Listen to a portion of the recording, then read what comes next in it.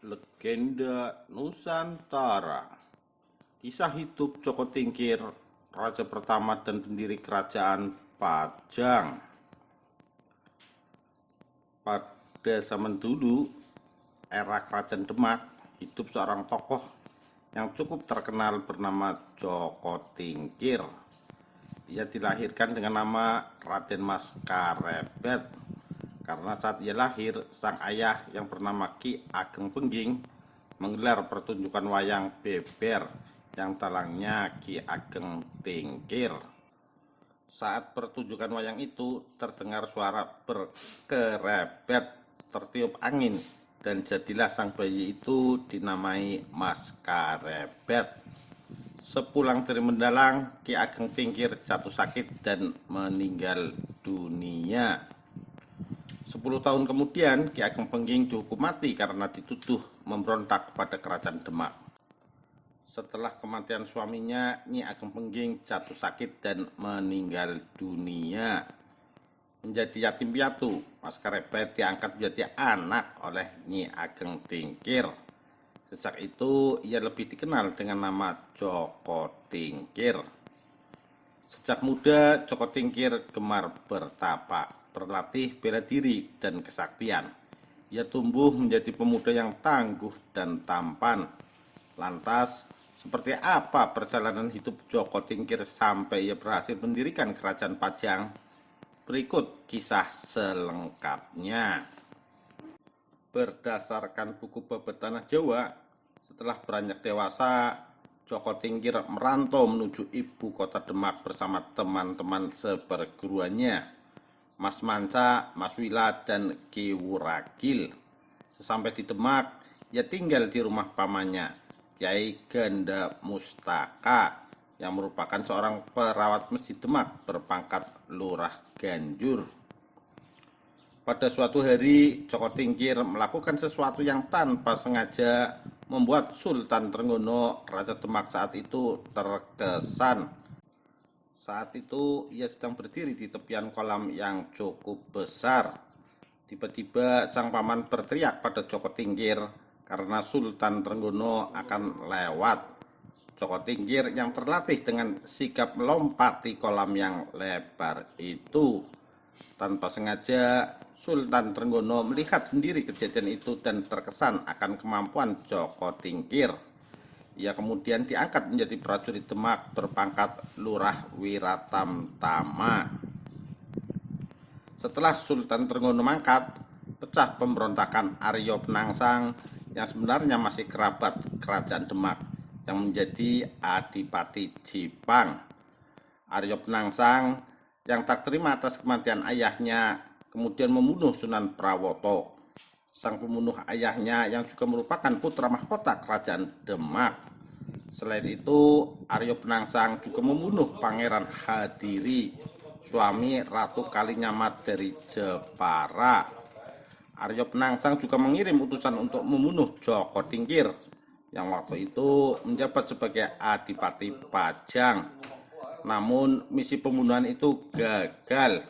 Tak lama berselang, Ratu Kalinyamat, adik Sunan Prawoto, mendesak Joko Tingkir untuk menumpas pemberontakan Aryo Penangsang karena ia yang setara dengan Adipati Jipang itu. Atas desakan itu, Joko Tingkir mengadakan sayembara bahwa barang siapa yang mampu membunuh Aryo Penangsang akan mendapatkan tanah Pati dan Mentaok atau Mataram sebagai hadiah. Sayembara itu diikuti oleh Ki Ageng Selo, Ki Ageng Pemanahan, dan Ki Panjawi. Dalam penumpasan ini, Ki Jurumartani, kakak ipar Ki Ageng Pemanahan, berhasil menyusun siasat cerdik sehingga Sutawijaya, anak Ki Ageng Pemanahan, berhasil membunuh Aryo Penangsang. Setelah pemberontakan itu, pusat kerajaan Demak dipindah ke Pajang dengan Joko Tingkir sebagai rajanya. Sementara itu, Demak dijadikan daerah kadipaten dengan anak Sunan Prawoto yang menjadi adipatinya. Dalam kepemimpinannya, sang raja Joko Tingkir mengangkat rekan-rekan seperjuangannya dalam struktur pemerintahan. Mas Manca diangkat menjadi patih bergelar Patih Mancanegara. Sementara Mas Wila dan Ki Wurakil dijadikan menteri berpangkat Ngabei. Sementara itu, Joko Tingkir yang saat itu bergelar Adi Wijaya masih belum melaksanakan separuh janjinya dalam sayembara itu. Saat Ki Panjawi sudah mendapatkan hak tanah, yaitu Pati sebagai hadiah sayembara, Ki Ageng Pemanahan belum mendapatkan tanah Mataram yang dijanjikan padanya. Rupanya saat itu Joko Tingkir cemas mendengar ramalan Sunan Prapen bahwa di Mataram kelak akan lahir sebuah kerajaan yang mampu mengalahkan kebesaran kerajaan Pajang. Namun Sunan Kalijogo meminta Joko Tingkir untuk segera menepati janjinya untuk menyerahkan tanah Mataram. Waktu itu tanah Mataram sendiri merupakan bekas peradaban kerajaan Mataram kuno yang sudah tertutup hutan bernama Alas Mentaok. Setelah menerima hadiah dari Joko Tingkir, Ki Ageng Pemanahan dan keluarga termasuk Ki Juru Mertani membabat hutan itu dan mendirikan desa Mataram. Desa itu menjadi tanah pertikan, di mana penguasanya hanya diwajibkan untuk menghadap Pajang secara rutin tanpa kewajiban membayar upeti. Pada tahun 1568, untuk pertama kalinya Ki Ageng Pemanahan bertemu Sunan Prapen dan meramalkan bahwa Mataram akan menaklukkan Pajang melalui keturunannya. Ramalan itu sampai ke telinga Joko Tingkir. Ia pun tak lagi merasa cemas dan menyerahkan semuanya pada kehendak takdir. Setelah Ki Ageng Pemanahan meninggal pada tahun 1575, anaknya Sutawijaya diangkat menjadi penguasa baru Mataram. Ia diberi hak oleh Pajang untuk tidak menghadap selama setahun penuh. Setahun telah berlalu, Sutawijaya tak kunjung menghadap Pajang atas kondisi di wilayahnya. Joko Tingkir mengutus Ngabei Wiralama Mas Wira dan Ngabei Wurakil Ki Wurakil untuk meninjau desa itu. Namun saat bertemu Sutawijaya, mereka diperlakukan kurang sopan. Namun kedua pejabat senior itu menyampaikan laporan secara halus pada Joko Tingkir. Tahun demi tahun berlalu, Joko Tingkir kembali mengirim utusan ke Mataram.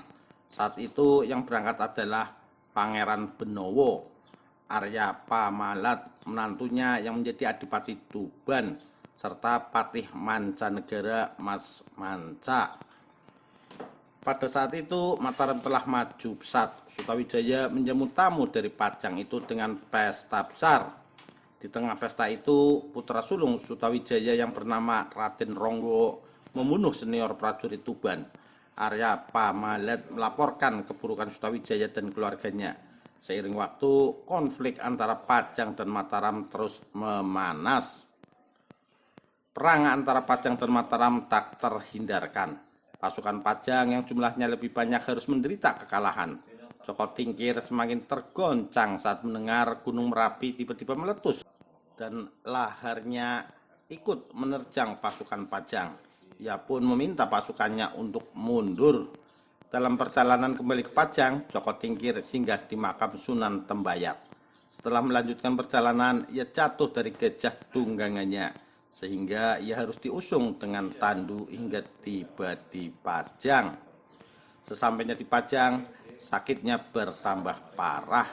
Saat itu pula, ia berwasiat agar anak-anak dan menantunya jangan ada yang membenci Sutawijaya, karena perang antara Pajang dan Mataram ia yakini sebagai takdir. Selain itu, ia sudah menganggap Sutawijaya sebagai anaknya sendiri. Tak lama berselang, tepatnya tahun 1582, Joko Tingkir meninggal dunia. Ia dimakamkan di Desa Putuh yang merupakan kampung halaman ibunya.